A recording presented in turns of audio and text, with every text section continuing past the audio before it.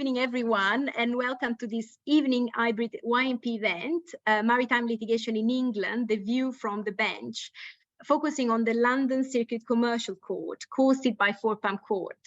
First of all, we're extremely grateful to Mr. Justice FOXTON, Judge in charge of the Commercial Court, and His Honour Judge PELLING KC, Judge in charge of the London Circuit Commercial Court, for taking time out of their extremely busy schedule to introduce us to the London Circuit Commercial Court and highlight some of the issues court users should keep in mind when appearing before this court.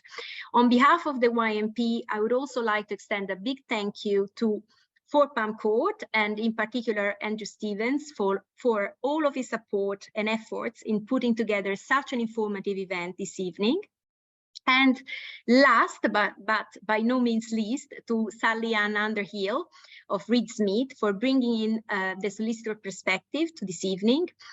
As the final member of our speaker panel, I appreciate how much time and effort it takes to prepare for an event like this, and thank you to all of you for your contribution to the YMP. I will shortly hand over to Andrew Stevens, who will moderate the session this evening. He will introduce each of the speakers and explain the format for this evening event. I expect that many of you will be familiar with Andrew. However, in case not, he's a barrister called in 2007, specializing in high value and complex commercial disputes in litigation and international arbitration, most often in energy, shipbuilding, shipping, super yacht, and offshore matters. Legal 500 tell us that Andrew excels in international arbitration, having acted in many arbitration, including ICC, LCIA, LMA, SIAC, SCMA, and ad hoc arbitration seated in London, Singapore, Hong Kong, Paris, Beijing, Stockholm, Geneva, and Rotterdam. Andrew also regularly acts for clients in the English High Court and Court of Appeal as lead advocate, and in the UK Supreme Court. Most recently in the Commercial Court, he has appeared in charter party, shipbuilding, banking and guarantee claims, injunction application, and arbitration appeals. Andrew, over to you now. Francesca, thank you so much for that introduction. We are really lucky to have this panel of speakers to my left today. The three main speakers need very little introduction. They're eminent individuals, but I shall say a little something about each. Then I've been asked to say something about the aim of the seminar before handing over to the speakers. So the speakers, in the order that they appear on the slide, Mr. Justice FOXTON is, as Francesca has mentioned, the judge in charge of the Commercial Court. He was appointed a High Court judge in 2020. After a career at the Commercial Bar, he practiced at Essex Court Chambers starting in 1989. And this being a London shipping law centre young maritime professional event, it's appropriate to note that he is one of the editors of Scrutton on charter parties and bills of lading. His Honour Judge PELLING KC also practiced as a barrister, called in 1979. He was a member of Monkton Chambers and subsequently 3VB. He was appointed a specialist senior circuit judge in 2006.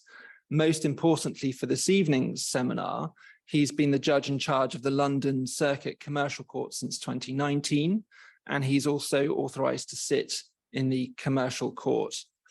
Sally Ann Underhill is a partner at Reed Smith, based in the firm's London and Athens offices. Her practice covers worldwide logistics and all types of shipping contracts, including charter parties, bills of lading, ship management, shipbuilding, ship sale contracts. She's ranked by the directories as a leading individual in shipping and was most recently identified by her shipping peers for inclusion in the UK Best Lawyers Guide. Chambers and Partners cites a client who specifically comments on her, and I quote, ability to take on anything. So we're very grateful that she's taken on the role of one of our speakers today. As for the aims of the event, which I've been asked to touch on, I think it's useful to start with a little bit of the background as to why we thought to hold an event like this for young maritime practitioners. In commercial law firms, an issue faced by many, although not all, trainees and young associates in disputes teams is that many cases settle, and some younger practitioners rarely get to go to court, and rarer still, trials, and they might be put on one large case for many, many years, which means that they're not exposed to different procedural approaches or to varied procedural issues. And they sometimes end up doing more arbitration than litigation. So when they find themselves in court, they might feel at a bit of a disadvantage. And that's a particular risk for young practitioners in the maritime sphere, where so many disputes are determined by arbitration. So given how rarely some shipping lawyers might find themselves in the High Court, we thought it really important to hold an event aimed at increasing familiarity with the courts that handle maritime disputes here in England and Wales, which many would assume to be the commercial court.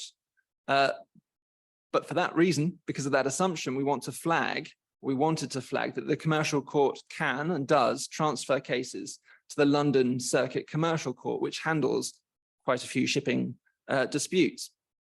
Also, knowing the benefits of the different courts can help to serve the best interests of your clients or your members if you're in a club.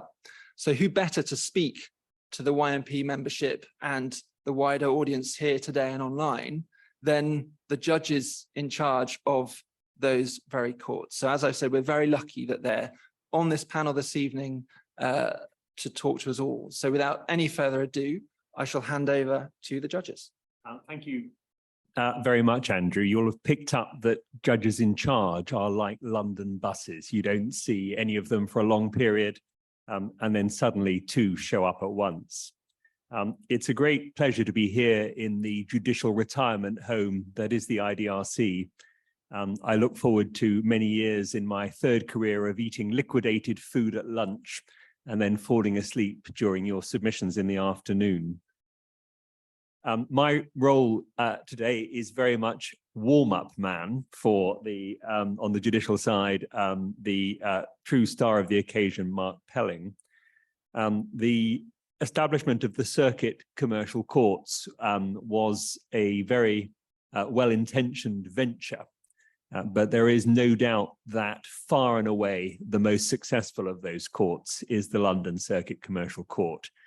And the reality is there is simply no comparison between the quality of work in that court and the business of that court and the other circuit commercial courts around the country.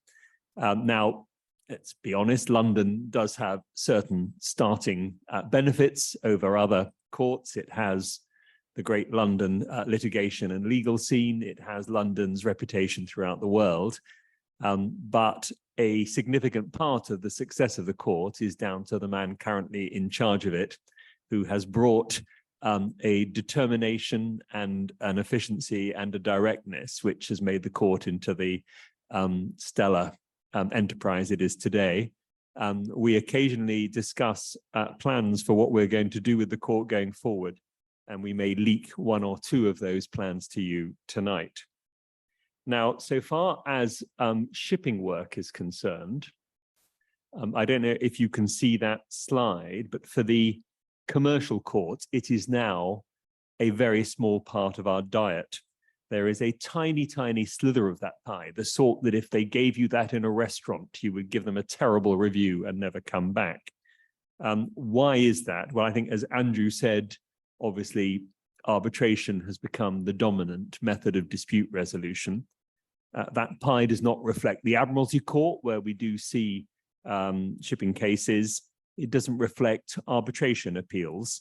But another reason is that cargo claims, when they do come to court, are almost exclusively going to the London Circuit Commercial Court now. That court, as Mark will show you in a moment, has actually a similarly broad range of work to the commercial court. It has the same international mix, about 70% of all cases featuring at least one party who is not from this jurisdiction, but it has a higher proportion of shipping work than the commercial court. That does not mean that shipping is not important to us. One of the striking features is that although the proportion of shipping work is down, the number of judges in that court whose background includes shipping work remains very high. All bar three know their voyage from their time charter party and know one end of the ship from the other. And so the intellectual grip of shipping law on commercial law remains as strong as ever, but we are not seeing the throughput of cases that we have seen previously. Thank you, David.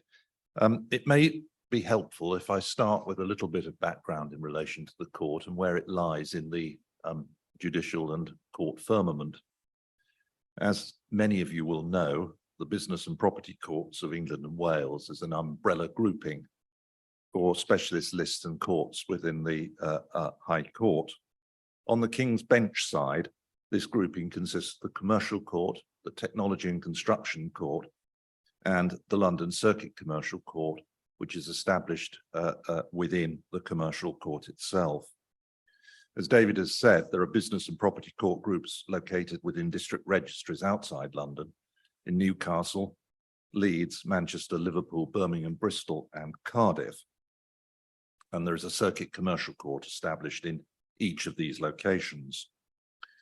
Each circuit commercial court is led by a judge in charge. Specifically, the London Circuit Commercial Court is resourced judicially by a group of currently 13 specially authorised fee-paid judges appointed from the cadre of Deputy High Court judges under either Section 9(1) or Section 9(4) of the Senior Courts Act. 5 of those are also authorised to sit in the Commercial Court, and personally I value that crossover skill because it brings to the Circuit Commercial Court the skills which are expected in the Commercial Court.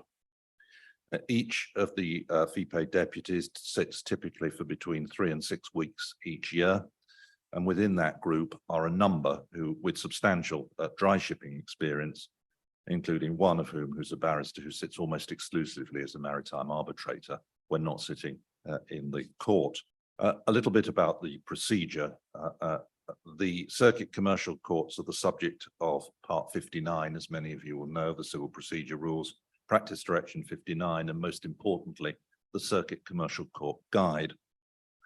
The Circuit Commercial Court Guide reflects very, very accurately the practice which all practitioners are expected to adopt in the London Circuit Commercial Court, for reasons not unconnected with the fact that I played a substantial part in drafting it. The principal concern, therefore, for all young practitioners when commencing or conducting cases in the court is to have recourse to the commercial court, the Circuit Commercial Court Guide, which was drafted or redrafted, I should say, in 2022. The aim of that exercise was to eliminate formal information found in Part 59 and the Practice Direction, and to modernise, simplify the language that's used, and more particularly to align the practice of the Circuit Commercial Court as far as practical to that of the Commercial Court. Prior to the redraft, it was a fairly consistent source of complaint that at any rate I received in relation to Circuit Commercial Court practice, that there was an unnecessary degree of confusion between provisions concerning similar sort of topics in both the Commercial Court Guide and the Circuit Commercial Court Guide. For the most part, those differences serve no useful purpose, and therefore the current edition of the guide sought to eliminate those differences wherever possible by following the Commercial Court Guide, except where the divergence was clearly justified based on the more simple and straightforward nature of many of the cases taking place in the Circuit Commercial Court, and in the interests of keeping costs down and ensuring that waiting times were kept within acceptable limits. Both guides are available online, and I should say, and this is perhaps the first leak of the evening, that the both are currently undergoing a relatively minor updating exercise. The Circuit Commercial Court Guide is currently finished. The Commercial Court Guide is very nearly finished, and it is expected that each will be published in very early October of this year. As I've said, the LCCC is an adjunct of the Commercial Court, and all cases issued in the London Circuit Commercial Court are triaged on issue, or at the latest when particulars of claim are filed, and the current practice is to transfer to a county court any claim with a financial value of less than £500,000 or the foreign currency equivalent, unless there's some legal, factual or technical complexity that requires it to be retained. I know from the feedback that I've had that that is not always a popular decision, largely driven by the workloads within the county courts to which the work is transferred when under the value of £500,000.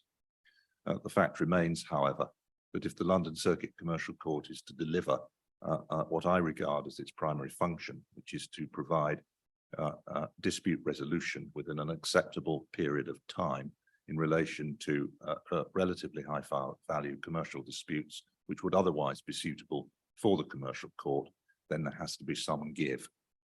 And the reality is that the £500,000 limit was fixed now by me in 2021, and it may require review in the near future. I've explained a little bit about the transfer of cases with low value out of the London Circuit Commercial Court. There is, however, a very important exception which will matter for all of you here. All cargo claims not suitable for the commercial court because of their value should be started in the London Circuit Commercial Court, and there is guidance to that effect in the guide. All cargo claims started in the London Circuit Commercial Court will be retained regardless of value unless transferred to the Commercial or Admiralty Court or to another Circuit Commercial Court on the application of one of the parties. The very clear default position is therefore that those cases will start, or if transferred will remain in the London Circuit Commercial Court until final disposal. Many of these cases are settled because many of these cases are started in order to stop convention and contractual limitation periods running. Some are not settled, however, and a few generate points of general importance. And perhaps the most recent indication of that is in an allied area of activity in JTI Polska against Jakubowski, which was reported only a few weeks ago, which started as a claim in the London Circuit Commercial Court and ended in the Supreme Court with a judgment that eliminated controversy in relation to CMR cases concerning the recoverability of excise duty under Article 23(4) of the CMR, in addition to the value of the goods that were recoverable in any event.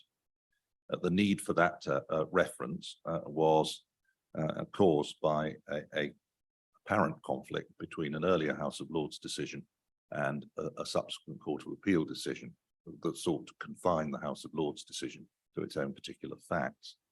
The House of Lords, the Supreme Court made it abundantly clear that attempt to limit the scope of the earlier House of Lords decision was misplaced and should not any longer be followed.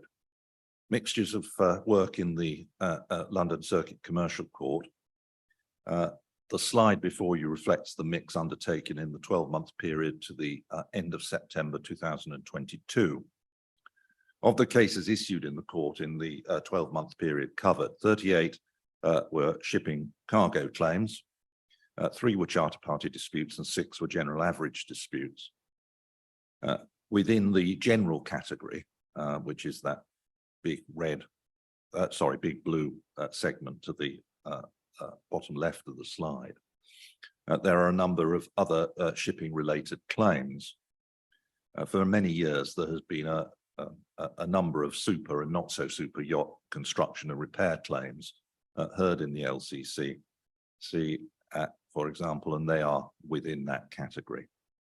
Many of you will undertake international carriage by road or air claims, and there were 26 of those claims issued in the court as well. Now is the time for me to talk a little bit about arbitration claims, because it's a subject that I've been banging the drum about for some years. Although many and perhaps most arbitration claims are commenced in the commercial court, arbitration claims may in fact be issued in the Circuit Commercial Court, the Technology and Construction Court, or the Commercial Court. I think Mr. Justice Foxton will have more to say about this in a moment, but all I would urge you to remember is that it is likely that applications for leave under Section 69 of the 1996 Act will be determined materially more quickly in the LCCC, and trials of claims under all of section 67 to section 69 are likely to be listed significantly more quickly in the LCCC than in the commercial court. That means for cases which do not merit, because of the complexities involved, the attention of a High Court judge in the commercial court, it will be desirable to think about issuing the claim in the London Circuit Commercial Court or speedily transferring it to that court. No talk of this sort would be complete without statistics. I think that slide is all of the hearings in the London Circuit Commercial Court. In summary, the position is this. Applications of up to an hour in length at the moment can be listed almost immediately within the London Circuit Commercial Court, thanks largely to the availability of the short applications list, which I arrange to have each Monday to Thursday. Aside from 2 days, the lead time for applications in the commercial court would be in October. Generally, applications, it's estimated at a day or longer, will be listed more quickly in the London Circuit Commercial Court than the commercial court. In relation to trials, the position is that aside from 2 weeks in April, where there's limited availability for a trial of up to 1 week in length, the commercial court is listing trials at the end of October of this year, whereas the London Circuit Commercial Court is currently able to list cases from mid-February of next year with the same time estimate. The London Circuit Commercial Court has been able to maintain this listing advantage, notwithstanding the number of effective trials that there have been and the number of effective applications, both of which continue to rise in number.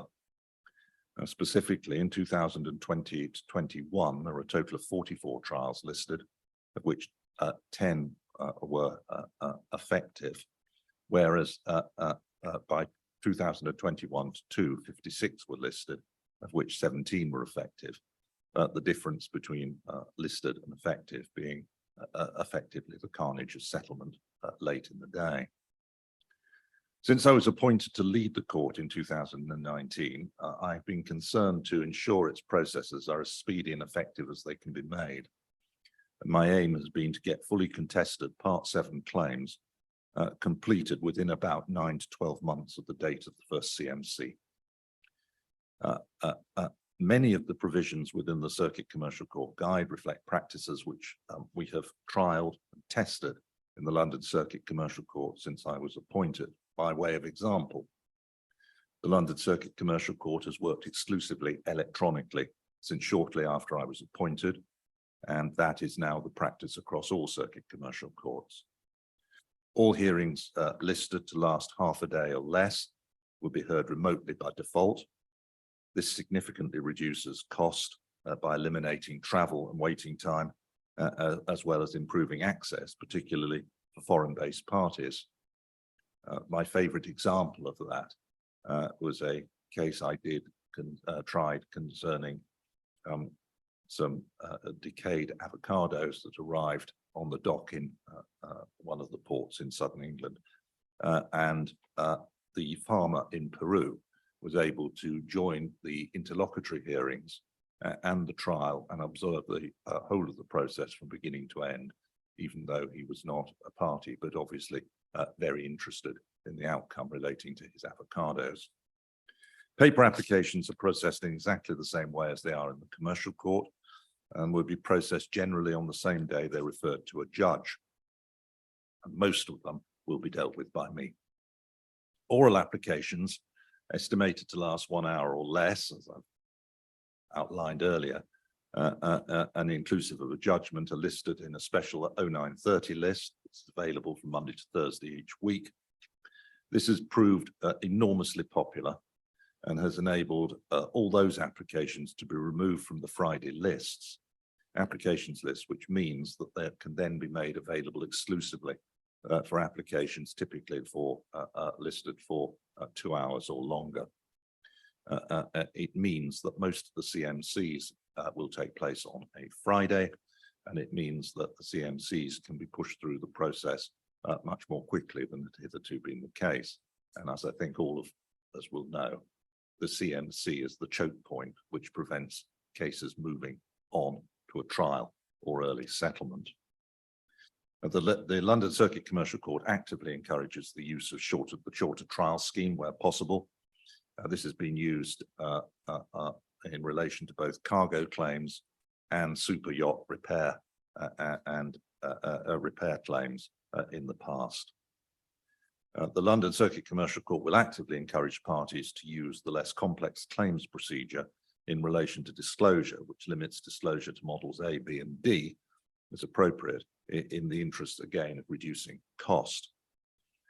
Parties are expected generally to use the standard directions set out in Appendix B to the guide at the first CMC, which will include detailed pretrial directions so as thereby to avoid the need for pretrial reviews, which in my experience, at least for most, if not all of the cases in the Circuit Commercial Court, are largely unnecessary and contribute very significant five-figure sums to the cost budgets at the CMC budgeting exercise. The directions have been drafted specifically so as to accommodate most of alternatives and can be omitted where it's appropriate. The result of this standardized process, so far as the London Circuit Commercial Court cases are concerned, is that there is a relatively high level of CMC settlement in the sense that the solicitors are able to agree budgets, disclosure, and all the directions, and submit a signed consent order, thereby enabling 2 or 3 hours of court time to be saved in the interests of their clients and of court business. The LCCC will actively support and encourage the giving of evidence by remote means from witnesses who would otherwise have to travel significant distances, either domestically or internationally, again in the interest of saving cost. This not only reduces cost, but is usually more convenient for the witnesses concerned. Further, the LCCC will always be receptive to the possibility of remote observation only links being established for foreign-based parties for whom travelling to the court and simply to observe would be disproportionately expensive or time-consuming. These are some of the methods that we have used in order to try and make the court run as efficiently as possible. What does the future hold? Well, this may be the time for the second leak. Active consideration is being given to raising the £500,000 limit for transfer out into the county court to a higher figure. You may ask, why is that limit there? It's arbitrary, but controlled by 2 factors. One, I will never transfer a case out of the London Circuit Commercial Court if technically, factually, or legally it needs to be in the Circuit Commercial Court. And secondly, no case gets transferred out finally without giving parties a limited opportunity to make submissions. However, the reason why I have to do what I do is because if I did not, the court would be swamped with the lower value claims, which can very conveniently be heard in appropriate county courts. It may be said that I transfer too frequently to the central London County Court as opposed to other county courts around the country. Wherever I am conscious that there is a link with one of the regions where there are specialist judges available, I will transfer to those regions. But normally, there is no indication on the material I receive that that is a possibility. What I do encourage, however, is any party who is minded to try and persuade me that I should not transfer the case to set up an alternative case in relation to an alternative court other than the Central London County Court, if that is actually convenient to the parties. Before we hand over to Sally, I'm just going to polish off a few other points that we wanted to mention. Mark was mentioning arbitration, and that is a significant source still of shipping cases in the commercial court. Obviously, most arbitration institution rules exclude the Section 69 right of appeal on a point of English law. The LMAA does not, nor do the commodity associations. It's cases coming from that context, which are the overwhelming source of the Section 69 appeals on points of law we hear. And there are some great cases that come through. If you look at, I'm just looking at what have been through both courts in the last 12 months, but Finbank on the Hague Visby rules time bar, does it apply when you deliver without production of the bills outside the Hague period of responsibility? That's gone to the Court of Appeal, may go to the Supreme Court. That was a Section 69. Muir Shipping on the effect of sanctions and whether the provision in the Charter Party required payment to be accepted in another currency. That has gone to the Court of Appeal and is going to the Supreme Court. DHL Project Chartering on effective subjects and whether they took away the jurisdiction under the arbitration clause in the putative Charter Party went to the Court of Appeal again. So that remains, I think, a very important opportunity for the commercial court and higher courts to make a contribution to shipping law. It does always worry me if certain areas of commercial law get cut off from access to the courts altogether, because it then becomes a sort of private law that subsists for those who know what particular arbitrators think, but is not more widely available. Lead times, I did have the comparative slides for commercial court lead times, but because they're nowhere near as good, I'm not going to put them up. That reflects how busy and buoyant a litigation scene London remains. And obviously that is to the collective good. You will know that the judges of the commercial court also have to sit in the admin court. They go out and do crime. So whilst it would be quite nice to have everyone available all the time and have super quick lead times, there is a balance. And the last thing I just wanted to mention is about the judges of the LCCCt, if I can just find the slide. And there we are. Obviously, Mark Pelling, you know the judge in charge.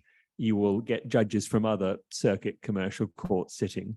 And there is also what I think is an incredibly strong list of deputy judges. And they do not give those tickets without Mark and I endorsing them, having sounded out the other judges. There are some real shipping expertise there. We're getting some new additions that we can't reveal now, but there will be some names there very familiar to you who are great experts in shipping and maritime law. And a number of those will go on to be also deputy ticketed in the commercial court. And I hope, who knows, perhaps apply for full-time judicial jobs of one sort or another in due course. I started my commercial sittings in the London Circuit Commercial Court. There were some very interesting cases reflecting the quality of work, and that continues to be the case. Now, enough from the bench, over, I think, for the practitioner view. So the slide that I was going to refer to first is actually, it's not my slide, but it was the case, the DHL and Gemini case, which was the Section 67-69 matter. We were the successful party in that matter. And just to give you some idea of the time frame for it, that we made the application for Section 67-69 relief in February 2021. We had a hearing the following January, and it was just a week later that we got the judgment, which was really good and very quick. The other side then decided that they would appeal to the Court of Appeal, and they did that in April 2022, and the hearing was in November 2022, and then again we got the decision just a month later. When they tried to get further permission to appeal, that was rejected pretty quickly in the beginning of this year. So that gives you some sort of idea of timeframes in the commercial court and Court of Appeal and Supreme Court. So they're efficient, but obviously there's a lot of work going on there.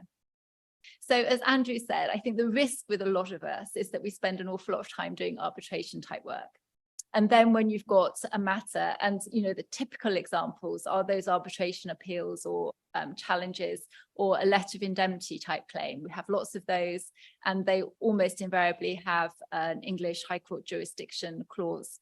So you can't avoid going to the commercial court or to the High Court generally, or to the circuit commercial court. You cannot avoid it. And the danger, I think, is that everybody becomes really complacent in arbitration, because especially if you're in LMAA, the time limits are quite flexible and you can think, oh, it doesn't really matter. There's a bit of a wake-up call when you suddenly find yourself in the court, and the time limits are real time limits. And if you don't do things when you're meant to do it, then somebody can apply for judgment against you. So it's a different mindset.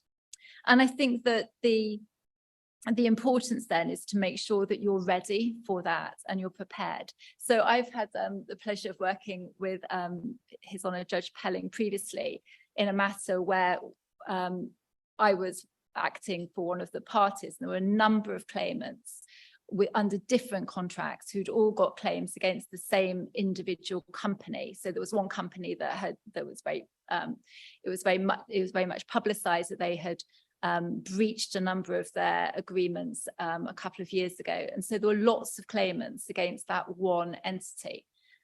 All the claims were slightly different, that people were acting in different parties. There were some ship owners, there were some sellers, there were different sorts of people who had a claim against the same one entity. But what the court was able to do was to manage everything really very efficiently. And so he did. So what they managed to do was that, to the extent possible, we had hearings together. They were done remotely. We had one solicitor at one stage who was in his kitchen in a different part of the country, and he was called onto the screen to comment about his client's case and what he was doing.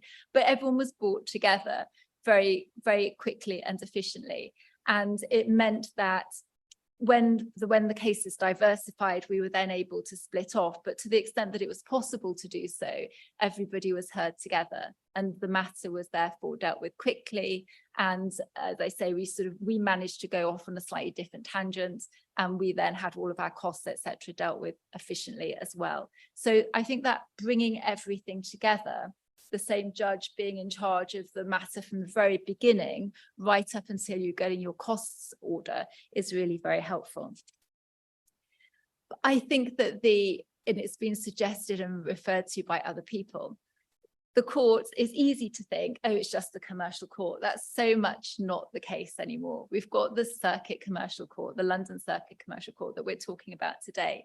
But there's also these shorter trial schemes and the flexible trial schemes.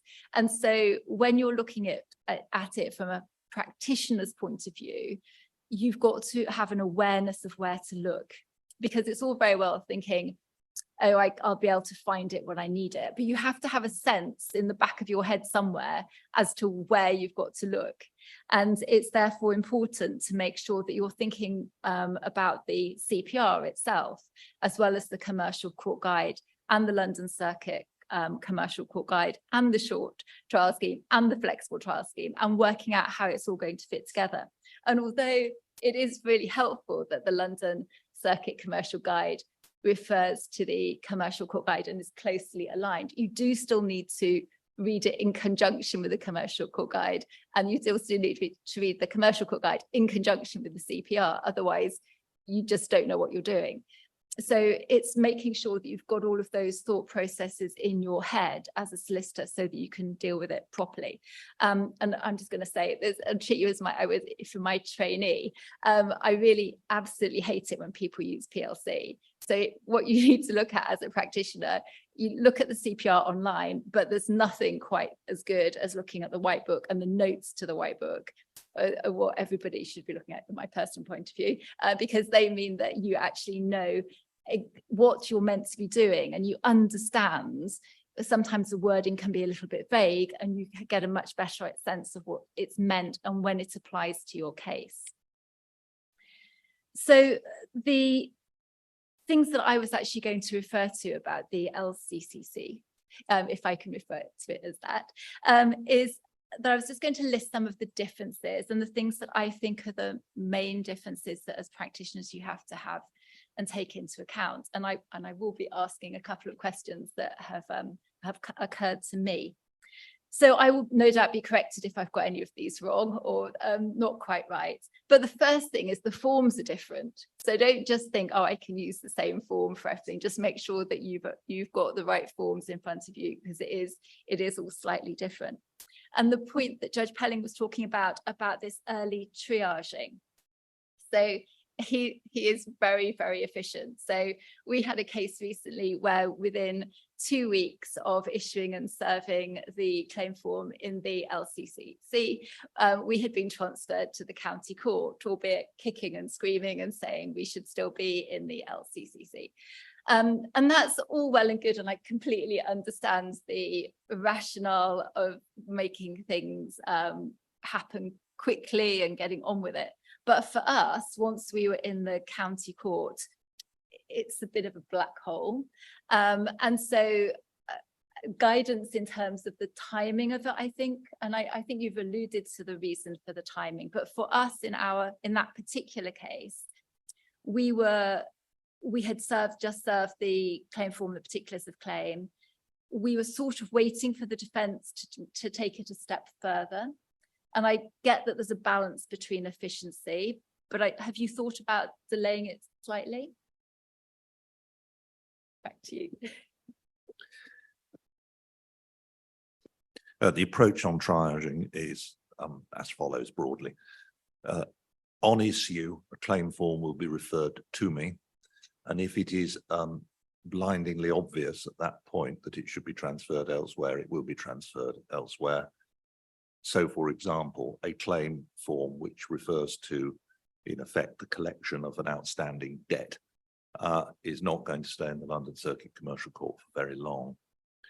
Very often, when you look at the claim form, it's impossible to work out really what the value of the claim is or the issues are, in which case there will be a direction back to the officials to refer it back to me for triage when the particulars of claim have been filed, because that will allow me to inform myself better as to what the claim is about, what its value is, what the issues are likely to be.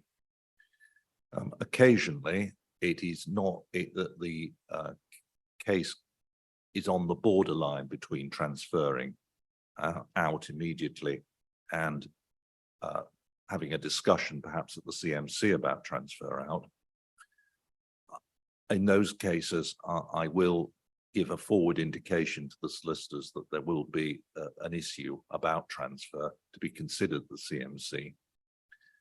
The difficulty about that, of course, is that the primary reason for transferring a case out of the London Circuit Commercial Court as soon as possible is that it saves the parties the superadded cost of complying with the procedural requirements of the business and property courts, particularly in relation to disclosure, which is, if those expenses are incurred, means that the savings to be achieved by transfer out will be limited, although there will be court resource savings.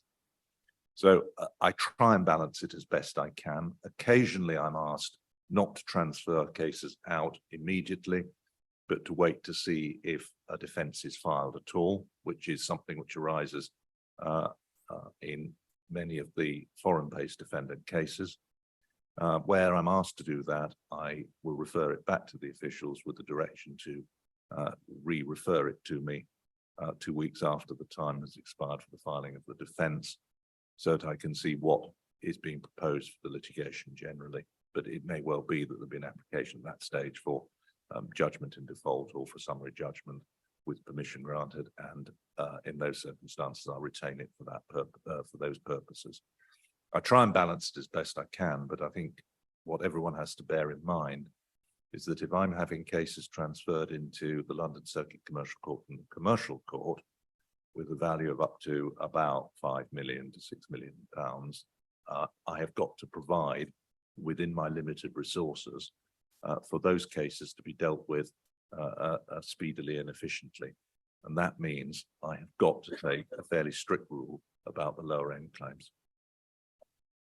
Andrew suggested I should say a little about transfers out of the commercial court to the London Circuit Commercial Court. Every 4 to 6 weeks, I get a list of potential candidates for transfer somewhere. There are a variety of cases. That there are some where the defendants will include the Lord Chancellor, the Archbishop of Canterbury, and the Lord Chief Justice, because we have simply become the latest court where some serial litigator has chosen to issue proceedings. There are others that people have got us confused with the Chancery Division business list, which has much lower values. And then there are some that are commercial, but fall within that 500,000 to 5 million range that Mark was mentioning. I will make minded to transfer orders, MTTO, that will give the parties a chance to respond. If there's anything that I'm not sure whether it fits within the LCCC profile, we have a meeting and I'll be told the answer. We are trying to boost commercial work in the other circuit courts. And so if it's not a shipping matter and it's more naturally connected with one of those, then I will look to send it there if I can. Thanks very much. I've only got a few other things really to add. I suppose that they're very practical. So the next thing really is that in the LCCC, the statements of case, etc., are all shorter, which means you've just got to be aware of that and not get overly excited about how much you're going to say.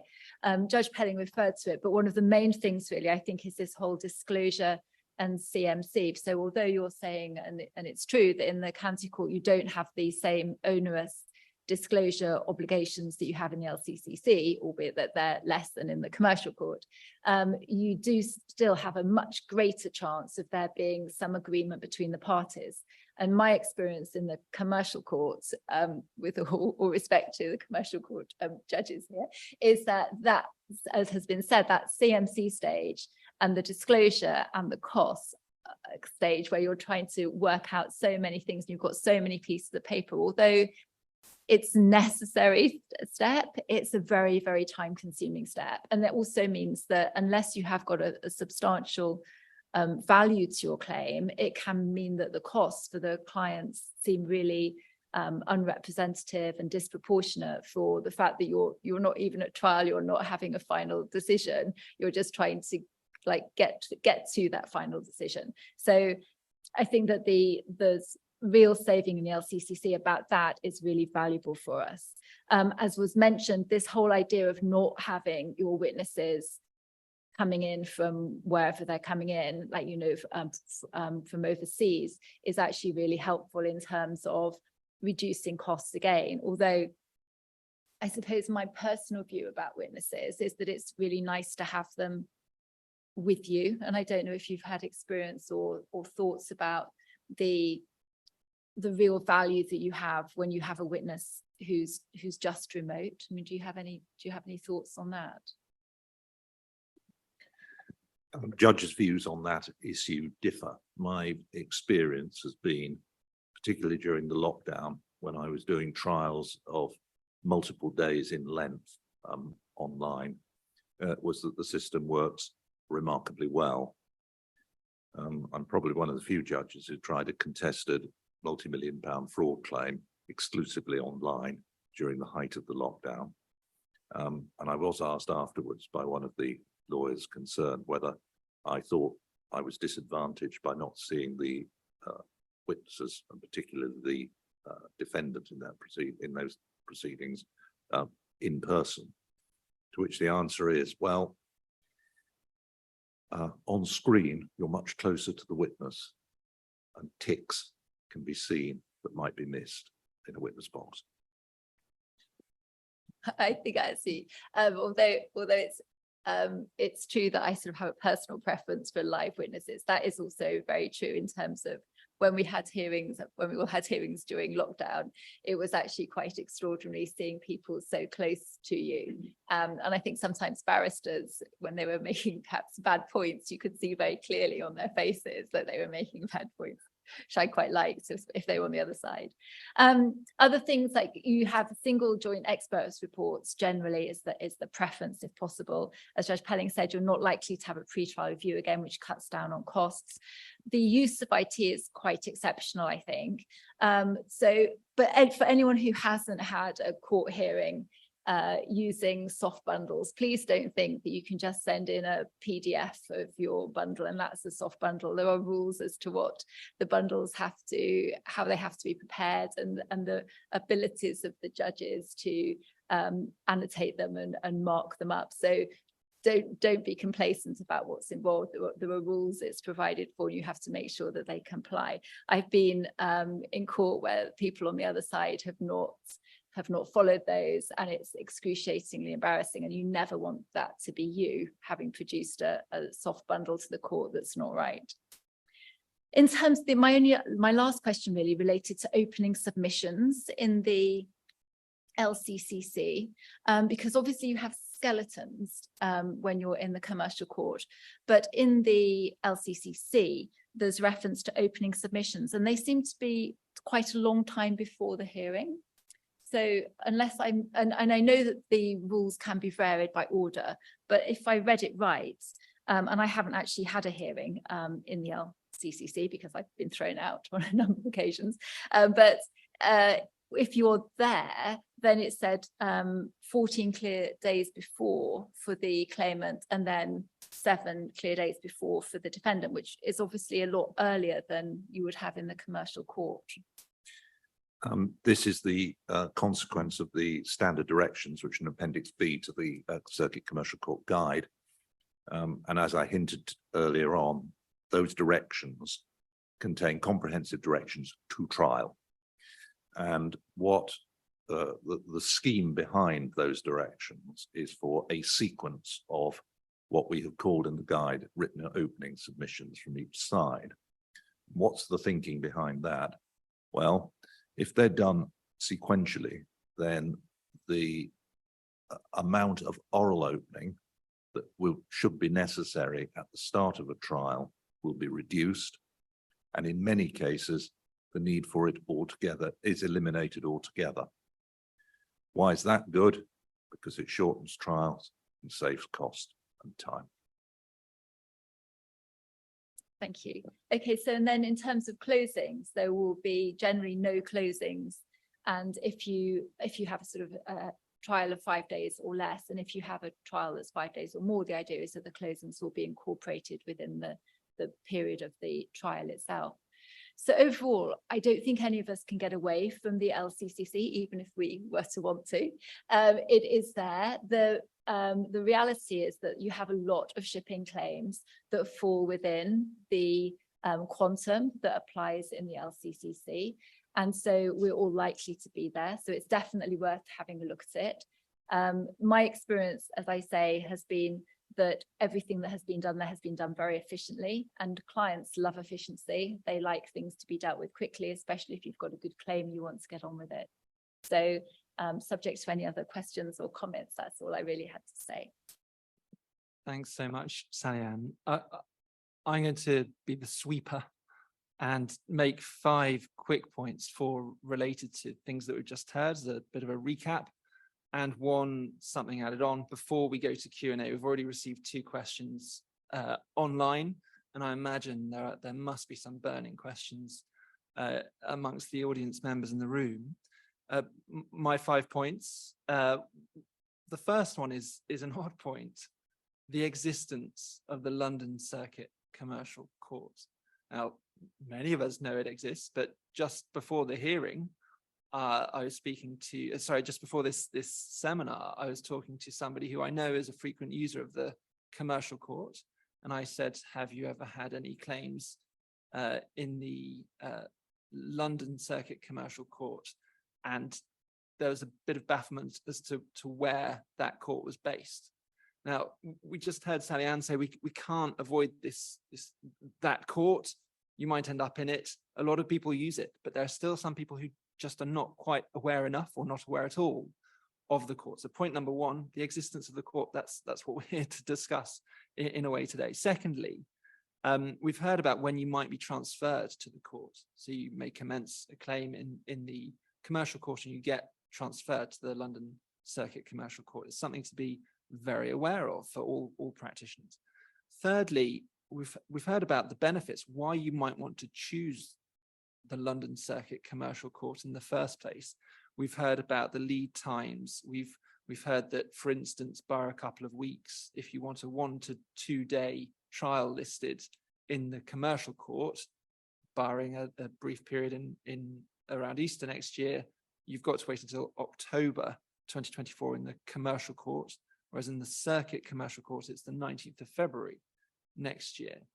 We've heard a lot about efficiency. We heard Judge Pelling saying that his aim is to have a matter decided within 9 to 12 months of the CMC. The 9:30 application hearings in the morning during the week to free up Fridays, that's quite popular amongst users of the court who want to have their application decided quickly and to not have to wait for a number of weeks or for a Friday down the tracks. Repeatedly, we heard points about efficiency, cost saving, the use of the shorter trial scheme and the less complex approach to disclosure, which saves costs. Fourthly, we heard really important points from Sally Ann about knowing the guides, looking at the CPR, knowing that there are differences between the guides and the different forms, that the forms are different. It's really important to know this. And when you've never been in the court before, why would you necessarily know that you've got to look whether the forms are different? So that's been a really important thing for Sally Ann to highlight. The point about time limits is a real one. Maritime practitioners often take an arbitration approach to litigation and think that deadlines can be missed. And I've seen it far too often that deadlines have been missed and things have been taken out of the list. Another really important point that Sally Ann made, and she highlighted key differences, things that are in effect benefits again of the London Circuit Commercial Court, IT, the different approach to CMC, and the approaches to openings and closings and so on that you need to be aware of. So I'm just sweeping up some of the key points that have been made, but I do think they bear repeating. My fifth point, and it's my last one before we move on to Q&A, is that the courts have users committees. The London Circuit Commercial Court has a users committee that's referred to in the guide as being the primary forum at which constructive suggestions for the efficient conduct of the business of the court from stakeholders can be considered. You've seen today a live exchange between a user of the court and the judge in charge of the court, and that's what the users committee is like. If you're a frequent user of these courts, or particularly the London Circuit Commercial Court, should you be considering getting involved? And also the point about discussing changes and being involved in changes to the guide or the forms or the approach the court takes, being on the committee helps you then disseminate that knowledge through your firm. So that's very important. And to give some quick examples of things that we've done on the users committee,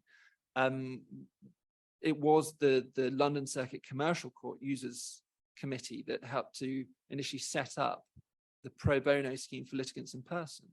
In particular, somebody called Neve Cleary at Fountain Court who led on that. We've looked at the changes to the forms, to the guide, and so on. It's great to be involved in that as a way of keeping on top of developments. So I said 5 points quickly. I hope I've done that. Now we can move on to Q&A. We have a roving mic, but no rover at the moment. Perhaps James, you might volunteer James Watty. But I might start, before putting the pressure on people in the room, with a question that we've received online.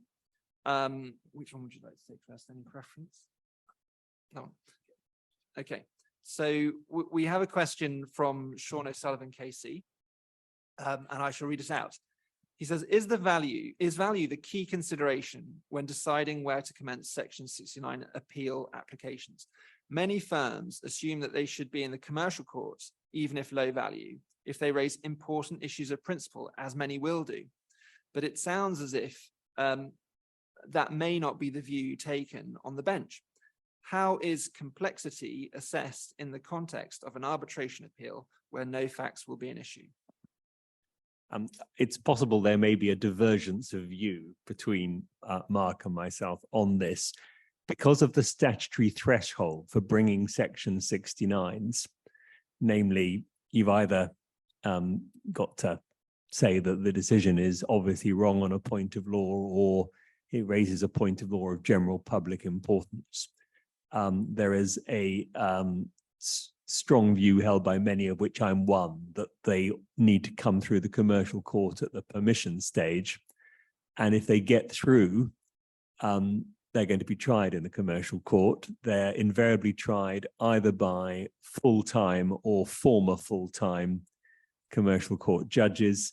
I think for those, I suspect we're not going to see too many Section 69s being heard in the LCCC. Section 68, Section 67s, I think completely different because there isn't that same threshold to be overcome in bringing them. And there, I think it is value, though, once again, if you've got your shipping and so forth, if you get a case that raises an interesting point, the chances are we may look to grab it. Thank you for that answer. Thank you for the question. Before we take another one from online, is there anybody in the room with a question? We have one on the front row. Thank you. First of all, I've had exclusively positive experience of the shorter trial and flexible trial schemes, and both users and clients have really appreciated the speed and the cost savings that come with using those schemes. And one example I can think of went from issue to judgment well within 7 or 8 months. It's extraordinarily quick, and judgment was written and handed down within a matter of days. Very impressive work. But then, because it was a matter with an interesting point of law in it, in which the judge gave permission herself when giving judgment, it was then inevitably going to get into the backlog in the Court of Appeal. Now, I understand that when you're listing matters that have been in the shorter trial scheme, they are supposed to be given to some extent, not necessarily priority, but they're supposed to be fast-tracked to some extent. But that doesn't seem to be happening in my limited experience of it so far. I just wondered what ideas the judges might have in mind and what discussions are going on with the Court of Appeal administration to deal with it. Even I wouldn't dare to tell the Court of Appeal how to conduct their business. The answer is, first instance, judges have very little influence over the Court of Appeal. The Court of Appeal will deal with their business as quickly as they can, and it depends on whether they are very busy or less busy. I think at the moment we're in a period where work is less voluminous in the Court of Appeal than it's been in previous years, and that is simply how the work is done. If asked, a judge can respectfully suggest that the Court of Appeal might wish to expedite, but ultimately the Court of Appeal makes its own decisions on that.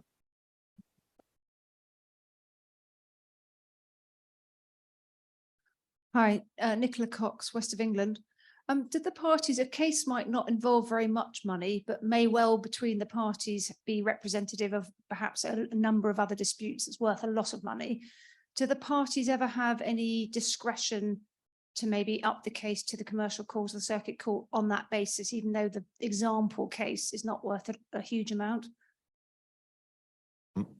When I've looked at cases which have an apparently low value, and I've made a minded to transfer order out, and there's one case I'm thinking of specifically, I've had submissions back by letter very quickly from the claimant solicitor saying this is one of 10 different cases which haven't been tied up, but which are proceeding through the courts at various stages. That was useful for two purposes. One, I revoked the order transferring to the county court. And the second thing I was able to do is to ensure that all of the 10 cases concerned were listed so that I can bring them together and manage them as far as possible together in the interest of efficiency that way. One of my great frustrations is it's very difficult at our end with the data available to us to know the connected cases, the patterns, and occasionally we make haphazard efforts to look for a series of cases of a similar type and then try and get one accelerated. So we're really very dependent upon practitioners to tell us, and we will always respond positively to that. But we do need to be told. And of course, there's something on the case management information sheet if you get to the CMC stage. A question at the back. I wanted to ask how do LCCC decisions work in terms of precedent? What's their value in terms of precedent?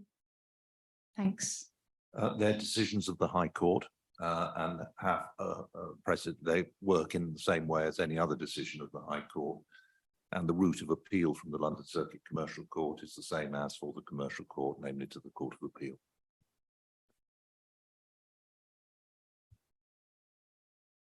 Unless there's a question in the room, I'm going to read one from online.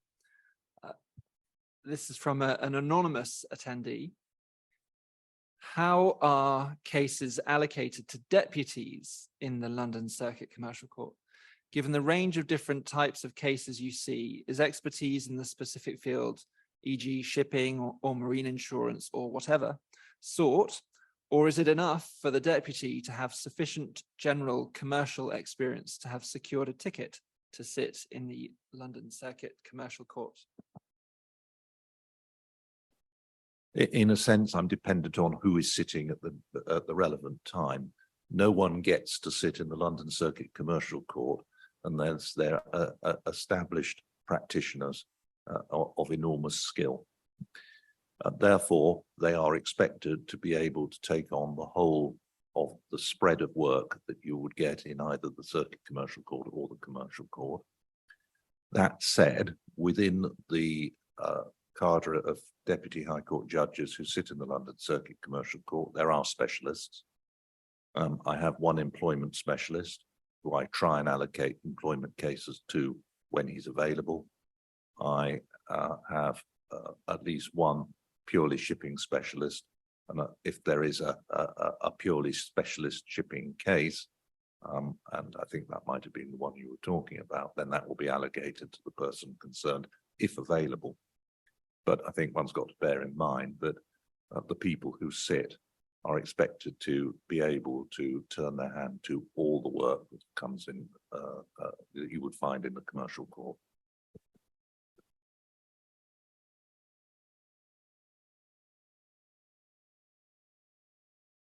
We have a further question on the second row.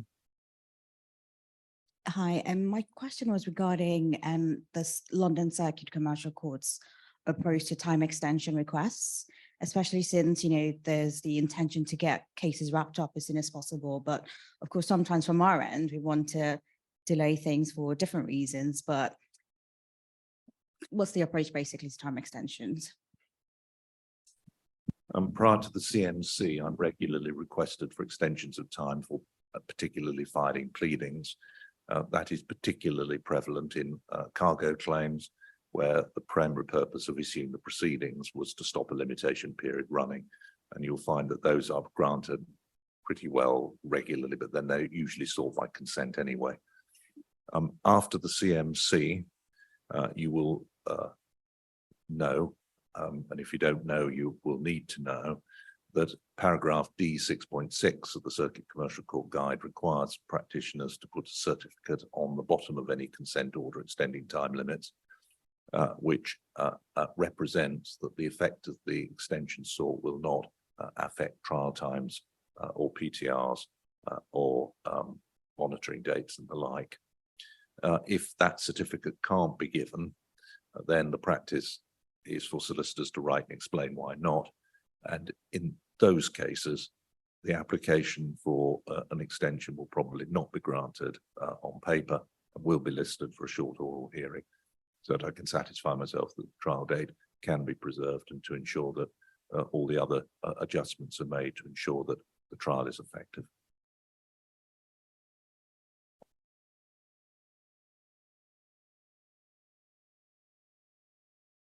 I've a couple of questions. The first is with minded to transfer orders.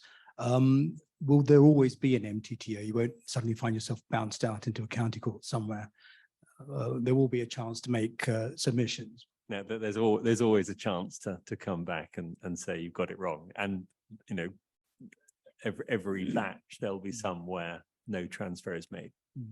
The other thing that I perceive, perhaps wrongly, in the last few years is that despite the limits for the £5 million limit, claims, say cargo claims that are in some ways fairly standard and are below 5 million are issued by instructing solicitors because they feel that that's the appropriate place for them to be.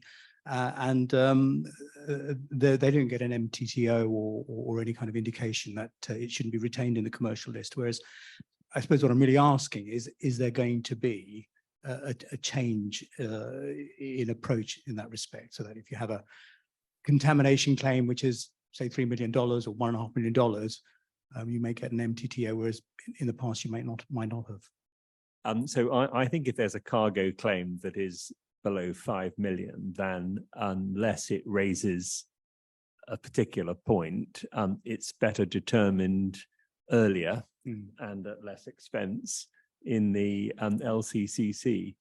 The truth is on a lot of cargo claims, we do allow a degree of warehousing because we recognize that for good reason, as Mark was saying, people issue, but it would be wholly uneconomic to force them on that hamster wheel of ramping up costs. And so that's probably one area where we'll sometimes let matters lie, because we take the view that people in the business know what they're doing, they've issued, but chances are the thing will settle out without any expenses being incurred. So that might be another factor as well. My last question, if I may, while I'm holding the microphone, is for His Honour Judge Pelling, KC. And I just wanted to really make sure that I'd understood correctly that cargo claims in the LCCC will not get transferred out to the county court, or have I misunderstood that? You have not, they won't be. Thank you.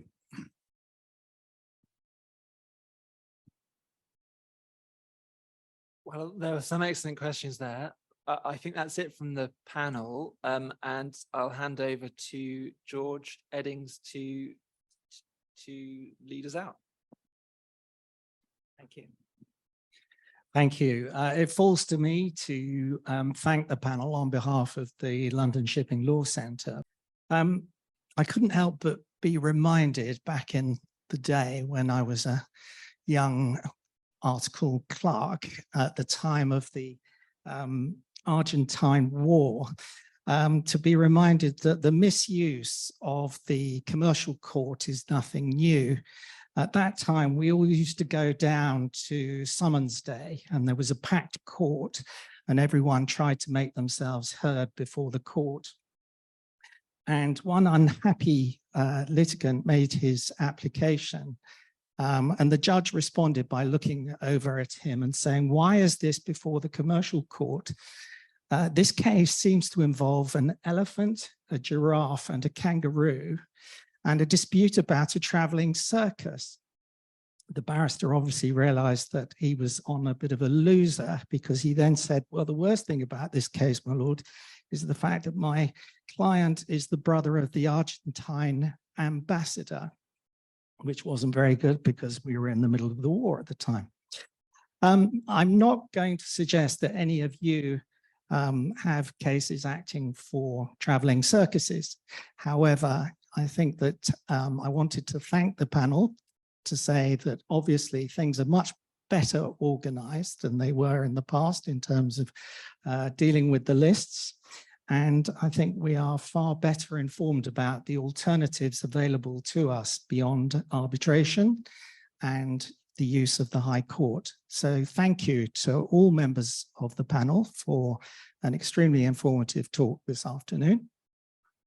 Also, thank you to the IDRC for hosting this and to Four Pump Court for generously sponsoring this evening.